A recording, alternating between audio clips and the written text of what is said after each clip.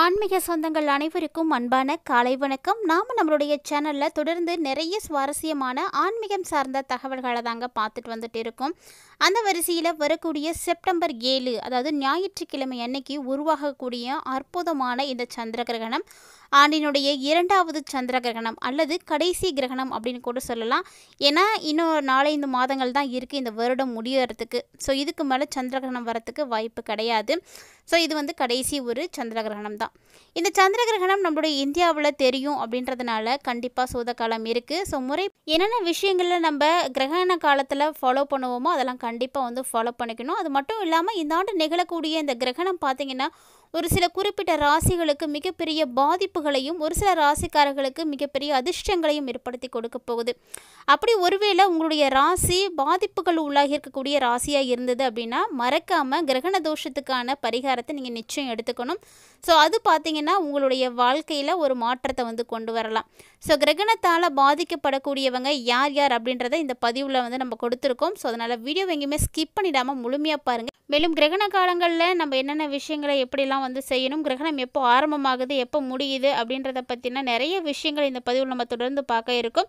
வீடியோக்குள்ளே போகிறதுக்கு முன்னாடி நீங்களும் நம்ம சேனலை சப்ஸ்கிரைப் பண்ணாமல் இருந்தீங்கன்னா மறக்காமல் சேனலை சப்ஸ்கிரைப் பண்ணிக்கோங்க. கூடவே பக்கத்தில் இருக்கிற பெல் சிம்பிளையும் கிளிக் பண்ணிக்கோங்க. அப்போ தான் நாங்கள் போடக்கூடிய வீடியோக்கள் எல்லாமே உங்களுக்கு நோட்டிஃபிகேஷனாக உடனுக்குடன் வந்தடையும். நீங்களும் பார்த்து பயன்பெறலாம். வாங்க வீடியோக்குள்ளே போகலாம். 2025ஆம் ஆண்டு செப்டம்பர் 7ஆம் தேதி ஞாயிற்றுக்கிழமை அன்னைக்கு உருவாகக்கூடிய சந்திர கிரகணம் கும்பராசி புரட்டாதி நட்சத்திரத்தில் தான் வந்து உருவாகி இருக்கு. ஸோ கும்பராசிக்கு திரிகோணஸ்தான நிலையில் இருக்கக்கூடிய கிரகநிலைகள் எல்லாமே வந்து தோஷத்துக்கு வந்து அடிப்படுது. ஸோ அப்படி பார்த்தீங்கன்னா கும்பராசி, மீனராசி, மிதுன ராசி, மகர ராசி, துளாராசி இந்த 5 ராசிகளுக்குமே சந்திரகிரகணத்தால் தோஷங்கள் இருக்குது. ஸோ நீங்கள்லாம் வந்து ரொம்ப ரொம்ப கவனமாக இருந்துக்கணும். அதே பார்த்திங்கன்னா நட்சத்திர ரீதியாக புனர்பூசம், உத்திரட்டாதி, பூரட்டாதி, சதயம், விஷாகம் இந்த நட்சத்திரக்காரங்களுக்கும் பாதிப்புகள் இருக்குது. ஸோ நீங்கள் எல்லாருமே கட்டாயமாக கிரகண தோஷத்திற்கான பரிகாரங்களை வந்து செய்துக்கோங்க. ஸோ என்ன பரிகாரங்கள் செய்யலாம் அப்படின்னு பார்த்தீங்கன்னா ரொம்ப ரொம்ப எளிமையான ஒரு பரிகாரங்கள் தான். உங்களுக்கு எந்த ஸ்லோகம் தெரியுதோ, எந்த கடவுளுக்குரிய ஸ்லோகம் தெரியுதோ அதை நீங்கள் மனசார வந்து பிரார்த்தனை பண்ணுங்கள். கண்டிப்பாக நீங்கள் பிரார்த்தனை பண்ணிக்கணும். ஏன்னா அந்த ஒரு கிரகணம் முடிஞ்சிருச்சு அப்படின்னா அது அன்னையோட வந்து முடிய போகிறது கிடையாது. அதனுடைய தாக்கம் 40 நாளைக்கு இருக்கும். ஸோ பார்த்தீங்கன்னா இந்த 40 நாளைக்கு உங்களுக்கு இருக்கிறதுனால நீங்கள் ரொம்ப ரொம்ப கவனமாக இருந்துக்கணும். இந்த சந்திரன் அப்படின்றவர் ஒரு மனக்காரகன்னு சொல்லுவாங்க. அதாவது மனநிலையை குறிக்கக்கூடியவர். இவர் இந்த டைமில் வந்து தோஷத்துக்கு உள்ளாகும் பொழுது உங்களுடைய மனசில் நிறைய குழப்பங்களை கொடுப்பாரு. மன வருத்தம் படியான நிகழ்வுகள்லாம் நடக்கும். ஸோ அதனால் நீங்கள் ரொம்ப ரொம்ப கவனமாக இருக்கணும். எப்போதுமே பார்த்தீங்கன்னா ஏதாவது ஒரு குழப்பத்திலே இருக்கிற மாதிரியான சூழ்நிலைகள் தான் இருக்கும். இந்த தாக்கம் இன்னும் 40 நாட்களுக்கு இருக்கும். கிரகணம் முடிந்தாலும் இருக்கும். ஸோ அதனால் ரொம்ப ரொம்ப கவனமாக இருக்கணும். கிரகணம் பார்த்தீங்கன்னா கரெக்டாக செப்டம்பர் 7ஆம் தேதி ஞாயிற்றுக்கிழமை அன்னைக்கு இரவில் தான் வந்து ஆரம்பமாகுது. இரவு 9:56 ஆரம்பமாகுது. ஸோ 9:56 கிரகணம் ஆரம்பமாகும் பொழுது அதுலேருந்து ஒரு 3 மணி நேரத்துக்கு முன்னாடியே வந்து நீங்கள் சாப்பிட்டு முடிச்சிடணும். அந்த இடைப்பட்ட நேரங்களில் நீங்கள் உணவு எடுத்துக்கிறது ரொம்ப ரொம்ப ஆபத்தானது. அதே போல் கிரகணம் எப்போ முடியுது அப்படின்னு பார்த்தீங்கன்னா நள்ளிரவு 1:52 தான் முடியுது. ஸோ அதுக்கப்புறமா நீங்கள் காலையில் எழுந்து குளிச்சுட்டு வீடெல்லாம் சுத்தம் பண்ணிவிட்டு புதுசாக வந்து சமைச்சு சாப்பிடுங்க. காலையில் வந்து நீங்கள் சாப்பிட்றது தான் ரொம்ப நல்லது. அதுக்கு இடையில நீங்கள் எதுவும் பழசு வச்சுருக்கீங்க அப்படின்னா எதையும் ஃப்ரிட்ஜெல்லாம் எடுத்து வைக்காதீங்க. எல்லாம் எடுத்து ஊற்றிடுங்க. ஏன்னா உணவு தான் ரொம்ப ரொம்ப முக்கியமானது. நம்ம அந்த காலத்துலேருந்தே இப்போ வரைக்குமே இதை தான் ஃபாலோ பண்ணிகிட்டு இருக்கோம். ஸோ கிரகண காலங்களில் எதுவும் இருக்கக்கூடாது, அது இருந்தால் சாப்பிடக்கூடாது, அதுவும் குறிப்பாக ப்ரெக்னென்ட் லேடிஸை வந்து வெளியிலே வரக்கூடாது, எந்த வேலையும் செய்யக்கூடாது அப்படின்லாம் சொல்லுவாங்க. கண்டிப்பாக அதெல்லாம் நீங்கள் ஃபாலோ பண்ணிக்கணும். சாஸ்திரங்கள் வந்து சொல்லக்கூடிய நிறைய விஷயங்கள் உண்மையானது தான். அது நம்ம காலங்காலமாக கடைப்பிடித்துட்டு வரக்கூடிய விஷயந்தான். ஆனால் நிறைய பேர் என்னென்னா அறிவியல் வளர வளர அதில் இருக்கக்கூடிய நம்பிக்கைகள் வந்து குறைஞ்சிட்டே இருக்குது. ஸோ அறிவியலோடு சேர்ந்து ஆன்மீகமும் வளர்ந்து கொண்டே தான் இருக்குது அப்படின்றத நீங்கள் புரிஞ்சுக்கணும். அதே இந்தாண்டு நிகழக்கூடிய இந்த கிரகணம் யாருக்கு அதிர்ஷ்டத்தை கொடுக்குது அப்படின்னு பார்த்தீங்கன்னா ரிஷபராசி, கன்னிராசி, தனுசு ராசி இந்த 3 ராசிக்காரர்களுக்கும் சிறப்பான ஒரு அமைப்பு இருக்குது. ஸோ கண்டிப்பாக இந்த ராசிக்காரங்க உங்களுடைய ஃபேமிலியில் யாரும் இருக்காங்களா அப்படின்றத பாருங்கள்.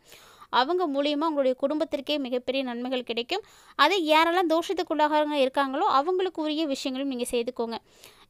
ஏன்னா ராகு, கேது இந்த 2 கிரகங்களுமே பார்த்திங்கன்னா சர்ப கிரகங்கள், விஷத்தன்மை உடைய கிரகங்கள் தான். இந்த கிரகங்கள் வந்து அந்த டைமில் இணையறதுனாலையும் நிறைய பாதிப்புகள் ஏற்படும் அப்படின்றதுனால தான் நிறைய கட்டுப்பாடுகளை வந்து வச்சுருந்தாங்க.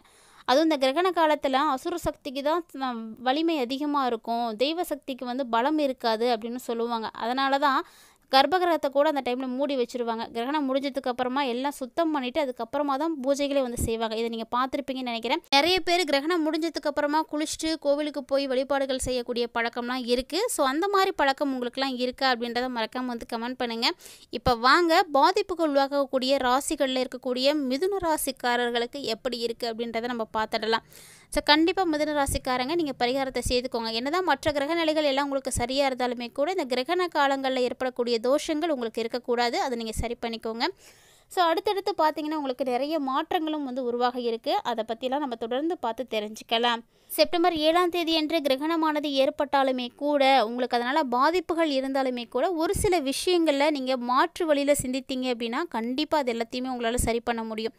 ஏன்னா உங்களுக்கு மற்ற கிரகநிலைகள் எல்லாமே சரியாக இருக்குது அப்படின்ற பட்சத்தில் நீங்கள் ஒரு சில வழிமுறைகளை மட்டும் மாற்றிக்கோங்க. அதாவது இந்த டைமில் ஒரு சில விஷயங்களை நீங்கள் நல்லபடியாக செய்கிறீங்க அப்படின்னா எல்லாத்துலேயுமே முன்னேற்றம் வந்து இருக்குது. எதிர்பாராத பண வரவும் உங்களுக்கு வந்து கிடைக்கும். உடல் ஆரோக்கியம் அப்படின்றது நல்லாவே இருக்கும். ஸோ இவ்வளோ நாளாக ஏதாவது சின்ன சின்ன பாதிப்புகளோடு நீங்கள் இருந்தாலுமே கூட அது எல்லாமே வலுப்பெற ஆரம்பிக்கும். ஒரு சில நேரங்களில் உங்களுடைய உழைப்பு வந்து வீணாக போகிற மாதிரி தான் இருக்குங்க. அது வந்து உங்களுக்கே வந்து தோண ஆரம்பிச்சிடும். நம்ம எவ்வளோ தான் கஷ்டப்பட்டு உழைக்கிறோம், அதற்குரிய அங்கீகாரம் கிடைக்கலையே, வீணாக போயிட்டுருக்கு நம்மளுடைய உழைப்பு அப்படின்னு நினைப்பீங்க. ஸோ இதை நினச்சிக்கிட்டு ஒரு சிலர்லாம் பார்த்தீங்கன்னா வீட்டை விட்டு வெளியில் போய் தங்குறதுக்கான வாய்ப்பெல்லாம் கூட இருக்குது. திடீர்னு செலவும் வந்துகிட்டே இருக்கும். அடுத்தடுத்து உங்களுக்கு எவ்வளவு சோதனைகள் வந்தாலுமே கூட அடுத்தவங்களுக்கு நீங்கள் எவ்வளவு தான் நல்லது செய்தாலுமே கூட அது உங்களுக்கு கண்டிப்பாக வந்து கை கொடுக்கவே கொடுக்காதுங்க. எவ்வளவு தான் நீங்கள் நல்லவங்களாக இருந்தாலுமே கூட அவங்களால உங்களுக்கு எந்த ஒரு பிரயோஜனமுமே இருக்கவே இருக்காது. ஸோ அவங்க உங்களுக்கு எப்போதும் உதவ போகிறது கிடையாது. மேலும் பொருள் வரவு அப்படின்றது அதிகரிக்கும். உங்களுக்கு ஏதாவது ஒரு வகையில் வருமானம் கிடைக்கும். வாகனம், பூமி மூலமாக உங்களுக்கு லாபம் கிடைக்கலாம். பல தடைகளை தாண்டி நீங்கள் செயல்பட வேண்டி இருக்கும். பல தடைகளை தாண்டி நீங்கள் செயல்பட்டீங்க அப்படின்னா நிச்சயம் நல்லா இருக்கலாம். எதிர்பார்த்த லாபம் உங்களுக்கு இருக்குது. தடை அப்படின்றது கண்டிப்பாக இருக்கும் தான். மேலும் நீண்ட நாட்களாக நீங்கள் எதிர்பார்த்துட்டு இருக்கக்கூடிய ஆர்டர் இப்போ உங்கள் கைக்கு வந்து சேரலாம். ஸோ வேலைக்காக வெயிட் பண்ணக்கூடியவங்க, தொழிலுக்காக அடுத்த நிலையை வந்து அடி எடுத்து வைக்கக்கூடியவங்க, இப்படி யாராக வேணால் இருக்கலாம். உங்களுக்கு கைக்கு ஆர்டர் கிடைக்கும். புதுசாக வீடு கட்டணும், இல்லைனா புதுசாக ஏதாவது அக்ரிமெண்ட் சைன் பண்ணியிருக்கீங்க. இந்த மாதிரி எவ்வளோ விஷயங்கள் இருக்குது. ஸோ எதுக்காக நீங்கள் வெயிட் பண்ணுறீங்க அப்படின்றது உங்களுக்கு தான் தெரியும். அதெல்லாம் உங்கள் கைக்கு இப்போ வந்து கிடைக்கும். நல்ல ஒரு டைமிங் தான் இருக்குது. உத்தியோகத்தில் இருக்கக்கூடியவங்களும் அப்படி தான். உங்களுடைய செயல் திறமையை இப்போ தான் நீங்கள் வெளிப்படுத்த போகிறீங்க. ஸோ மிதுனராசி நேயர்கள்ட்ட ஆக்சுவலாக நிறைய திறமைகள் இருக்குது. அந்த திறமைகளை அவங்க வந்து வெளிக்காட்டாமல் இருக்கிறதுனாலேயே அவங்க நிறைய பாதிப்புகளை வந்து பார்த்துட்ருக்காங்க.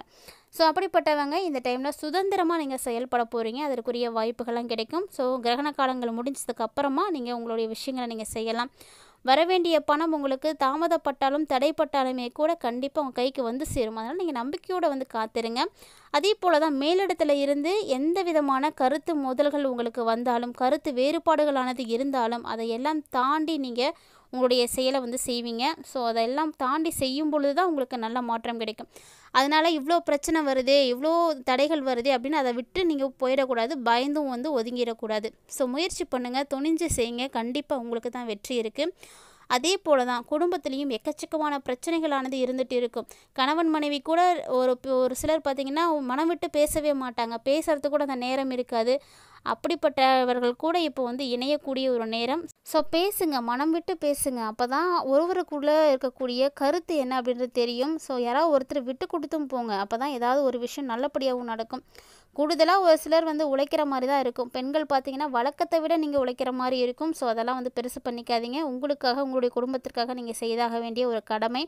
கலைத்துறையில் இருக்கக்கூடியவர்களுக்கு நிறைய வாய்ப்புகள் கிடைக்கும். ஸோ கிடைத்த வாய்ப்பை தவறாமல் வந்து பயன்படுத்திக்கோங்க, சாதகமாக பயன்படுத்திக்கோங்க. இதெல்லாம் உங்களுக்கு ரொம்ப ரொம்ப முக்கியமானது. அதே போல் அரசியல் துறையில் இருக்கக்கூடியவர்களுக்கு வேண்டிய பாராட்டுகள் நிச்சயம் கிடைக்கும். மாணவர்களுக்கும் அப்படிதாங்க. கல்வி எல்லாருமே வந்து சிறப்பான ஒரு கல்வி கிடைக்க போகுது. பெரியவர்களுடைய ஆலோசனைகளை கேட்டு நடந்துக்கோங்க. வீட்டில் பேரண்ட்ஸ் என்ன சொல்கிறாங்க அப்படின்றத கேட்டு நடந்துக்கோங்க. ஸோ இந்த மாதிரி ஒரு சில விஷயங்களை நீங்கள் மாற்றங்களை கொண்டு வந்தீங்க அப்படின்னா இந்த கிரகணத்தால் உங்களுக்கு பெருசாக பாதிப்புகள் அப்படின்னு எதுவுமே இருக்காது. ஸோ மாற்றங்களை நீங்கள் தான் கொண்டு வர போகிறீங்க. இதை எதெல்லாம் நீங்கள் மாற்றிக்கணும்னு நினைக்கிறீங்களோ அதெல்லாம் வந்து கொஞ்சம் அட்ஜஸ்ட் பண்ணிவிட்டு இந்த மாதத்தில் போனீங்க அப்படின்னாவே போதும். நிறைய விஷயம் உங்களுக்கு சாதகமாக நடக்க காத்துட்ருக்கு. ஸோ கிட்டத்தட்ட பார்த்தீங்க அப்படின்னா இந்த பதிவுலேயே மிதுன ராசிக்காரங்களுக்கு என்னெல்லாம் நடக்க போகுது, எப்படியெல்லாம் இந்த மாதம் வந்து கடந்து வரணும் அப்படின்றத தெரிஞ்சுக்கிறதுக்கு உதவியாக இருந்திருக்கும்னு நினைக்கிறேன். வீடியோ பிடிச்சிருந்தது அப்படின்னா லைக் பண்ணுங்கள், ஷேர் பண்ணுங்கள், மறக்காமல் கமெண்ட் பண்ணுங்கள். இது மட்டும் இல்லாமல் இது போல் பல இன்ட்ரெஸ்டிங்கான தகவல்கள் பார்த்திங்கன்னா நம்மளுடைய சேனலில் தினம்தோறுமே நம்ம பதிவேற்றம் செய்துகிட்டே இருக்கோம். இது வரைக்கும் நீங்கள் நம்ம சேனலை பார்த்ததே இல்லை அப்படின்னா மறக்காமல் சேனலை சப்ஸ்கிரைப் பண்ணிவிட்டு ஒன்ஸ் விசிட் பண்ணி பாருங்கள். உங்களுக்கு பிடிச்சிருக்குன்னா ஃப்ரெண்ட்ஸ் அண்ட் ஃபேமிலியோட ஷேர் பண்ணிக்கோங்க, அவர்களும் பார்த்து பயன்பெறட்டும். இது மட்டும் இல்லாமல் ஆன்மீக ரீதியாக நம்மளுடைய சேனலில் கொடுக்கப்படக்கூடிய பரிகாரங்கள் பார்த்திங்கன்னா ரொம்ப ரொம்ப எளிமையான பரிகாரங்கள், எல்லாராலையும் செய்து பயன்பெறக்கூடிய வகையில் மட்டுமே வந்து கொடுத்துட்ருக்கோம். ஸோ அதையும் தொடர்ந்து செய்து பயன்பெறுங்க.